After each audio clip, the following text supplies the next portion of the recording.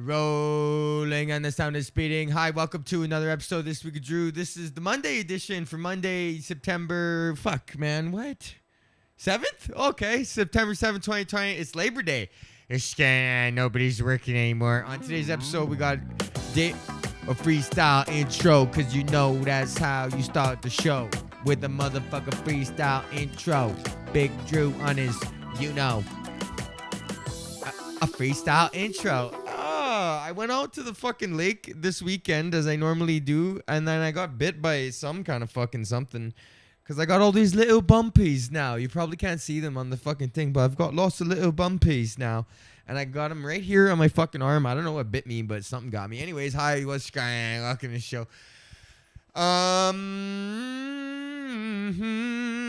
Did you fucking go to the drain? You guys remember fucking Rugrats? Buddy, that was a good fucking show.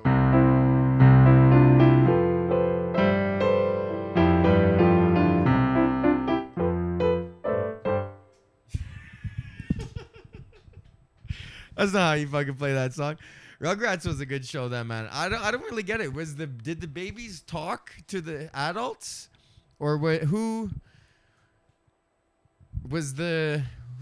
knew about the talking babies? Were they talking babies, or is it just that, like, to the adults the babies were just going blah blah blue blue, but then to the babies they're like actually having like full-on conversations and adventures? But then why does Angelica hear the babies if she can also talk to the humans?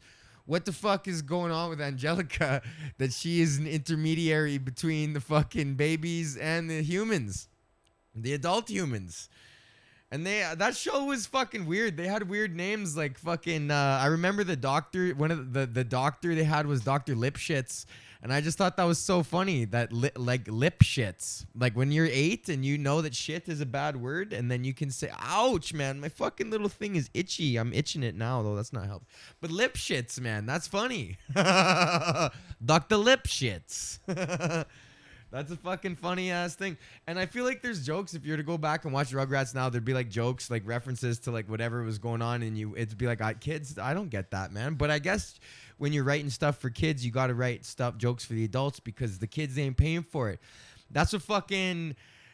once you have kids, they get you on the fucking back end and the front end, bro. At the movies, you're going to see 101 Dalmatians, and you're going to go see fucking Argo. I don't know why I use those two movies as examples. You got to pay for fucking Finding Nemo and The Girl with the Dragon Tattoo if you want to be an adult having children. So yeah, what's going on? You start off with fucking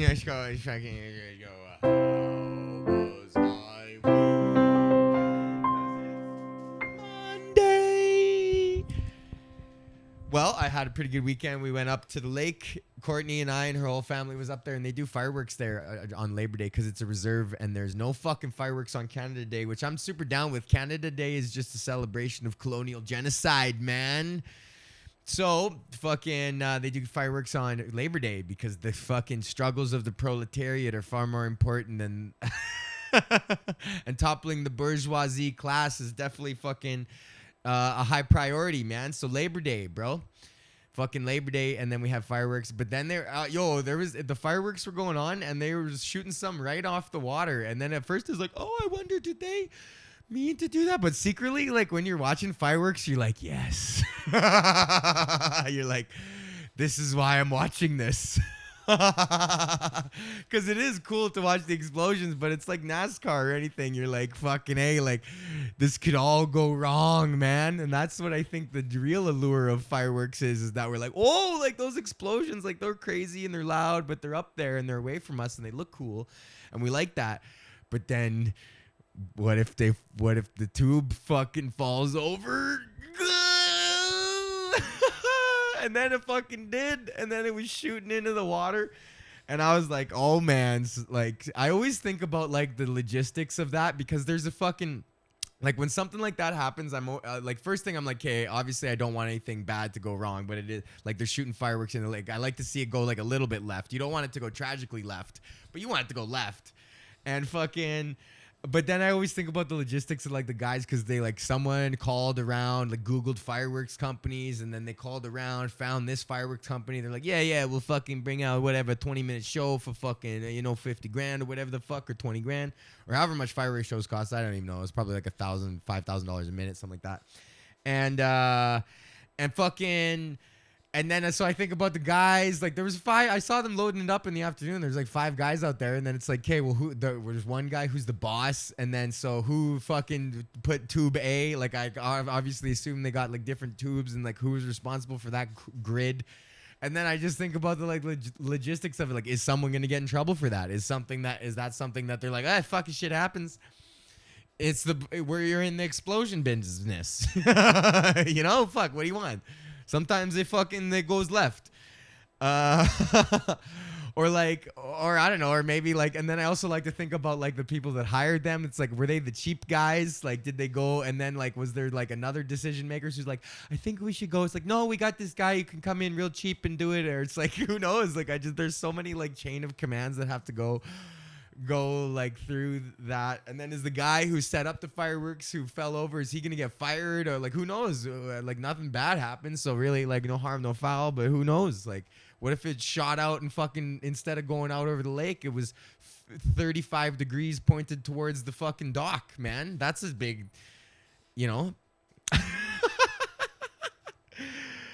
But man, oh dude, it was just fucking sick. So anyways, fireworks are cool, man. I like them. They're fun. I don't take videos of them, but that's nobody does anymore. I think everybody knows that it's stupid to take videos of fireworks. Like, you're just all sitting around the old iPhone 5 watching Canada Day 2009. It's like the middle of February. Like, well, I'm just sitting around watching the Canada Day fireworks from fucking 6 years ago.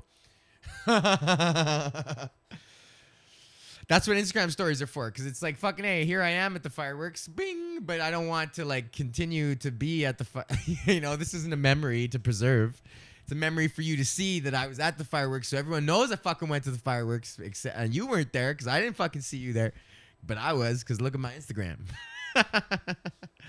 My hair's getting fucking long now. I almost look unstupid. I gotta get it cleaned up here, but fucking that shit is coming in nice, bro. And then I'll be fucking just playing and also I've been practicing the solo from Crazy Train. I don't know if I was talking about that earlier, but I fucking been jamming on the solo from Crazy Train, and I got it like slowed down at like half speed, or no, 75% speed on the YouTube video. That's half speed. So what's 75% of a half is fucking, well, 100% of a half would be 50. So fucking divide that by 4 is fucking, what is 50 divided by 4 is like fucking 12 and a half times 3 is fucking 10, 20, 37 and a half percent speed. Is that right? Yeah, 75% of 50%. So I'm playing it at 37% speed right now. Which is not bad. The whole fucking solo. That's one of the hardest solos of all time. Or not hardest, but it's definitely one of the like most iconic, and it fits the song so perfectly. But I got the whole fucking thing, and when I started learning it, I was like, this is gonna be fucking hard, but it's actually not, because it's in your head already.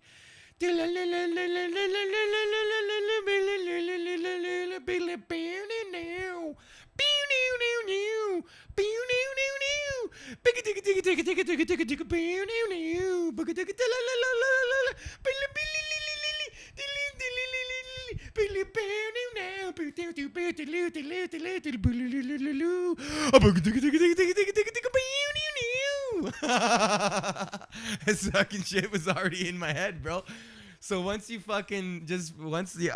just do it, it's like, oh yeah, okay, that fucking makes sense. Like, you just kind of fucking play it, and then it was just really in the minor pentatonic scale, which is nice, man. Zach, the whole song modulates between A major, and F sharp minor, the relative minor, or I should say A major is the relative major to F minor, and so like the verse is in like A major, but then the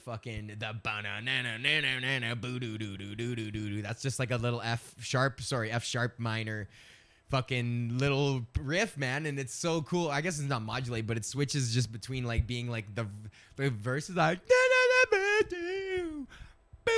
and it's just super majory. But then you get into the fucking like the chorus, and then it's just like and it just switches back and forth. So then the whole solo is in F sharp minor with just like mainly pentatonic with like a few like minor thirds and minor sixes like thrown in for like good measure. And then he does this cool like E major lick thing at the end, which is like I don't even understand the music theory behind that.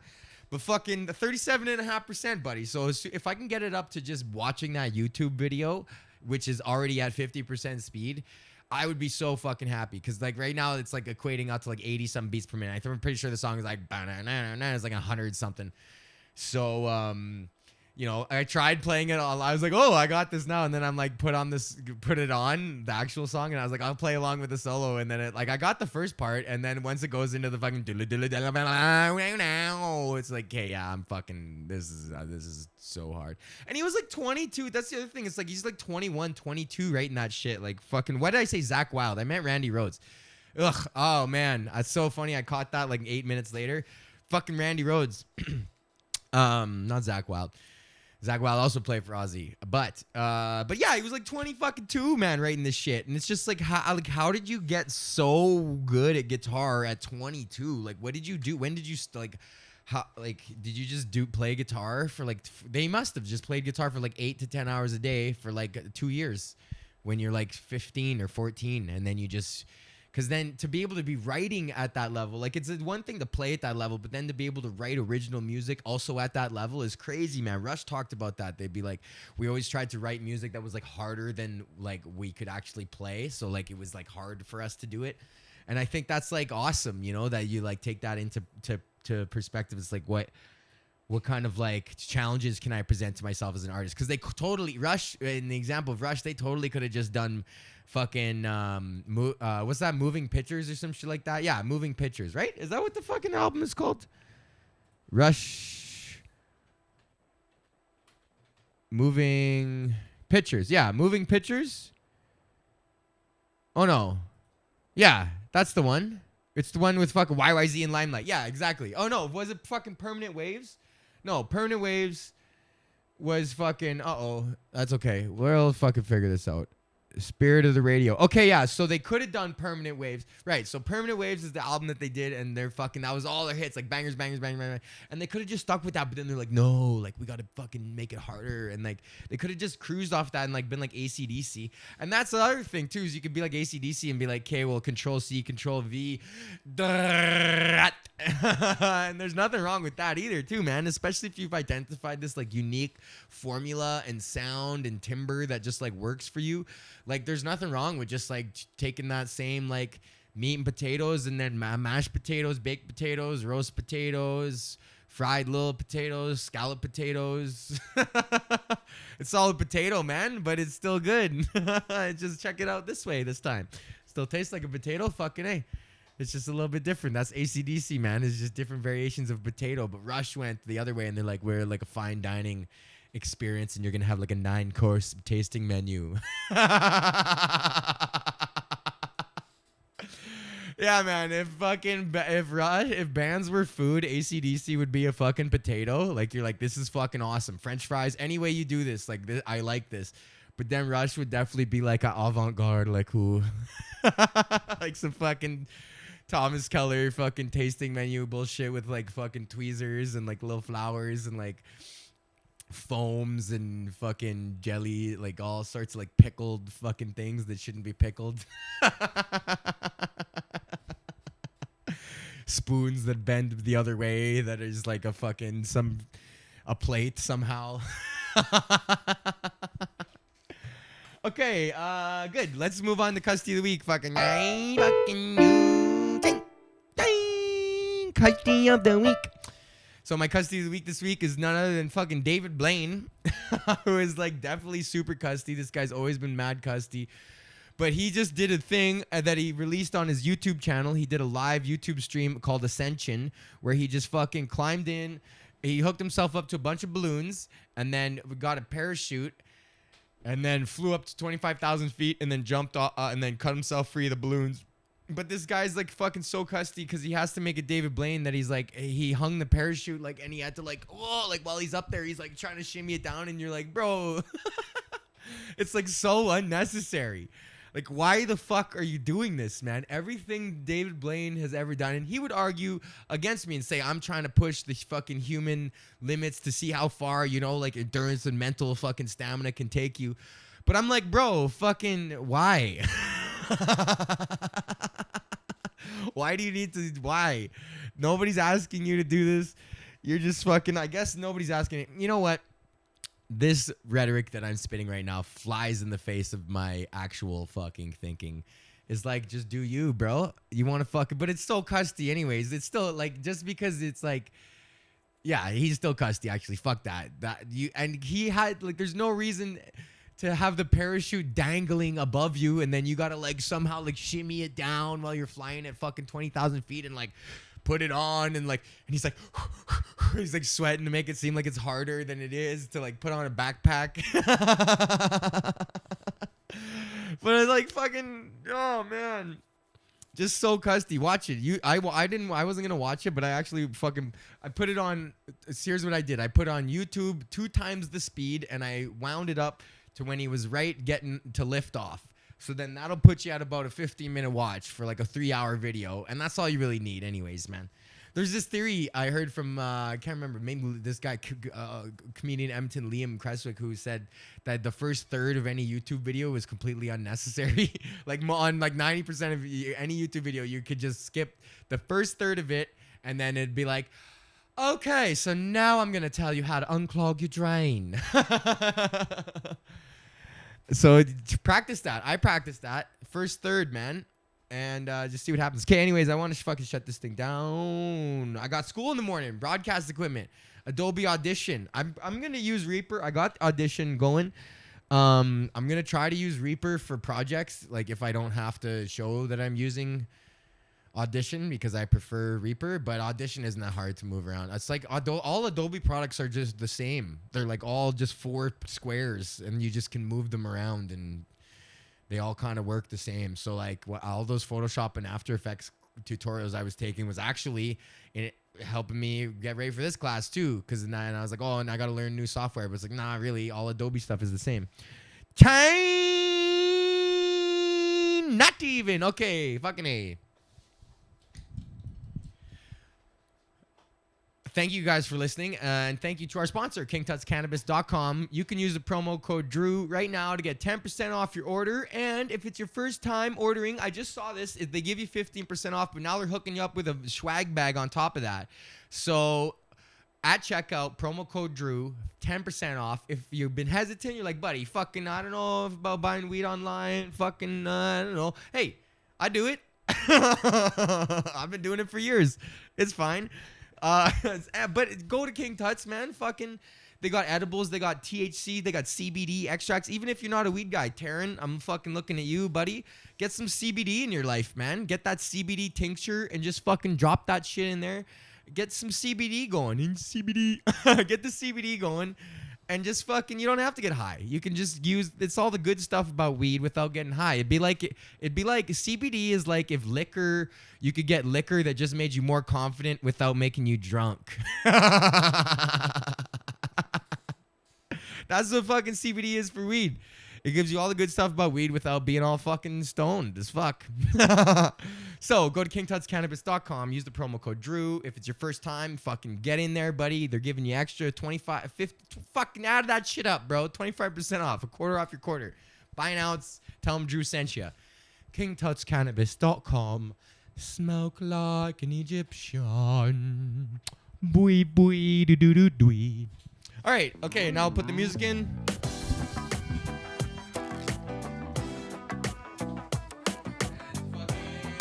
Say goodbye. Fuck you. Fucking fuck off. Everyone can fucking fuckity do. Fuck you.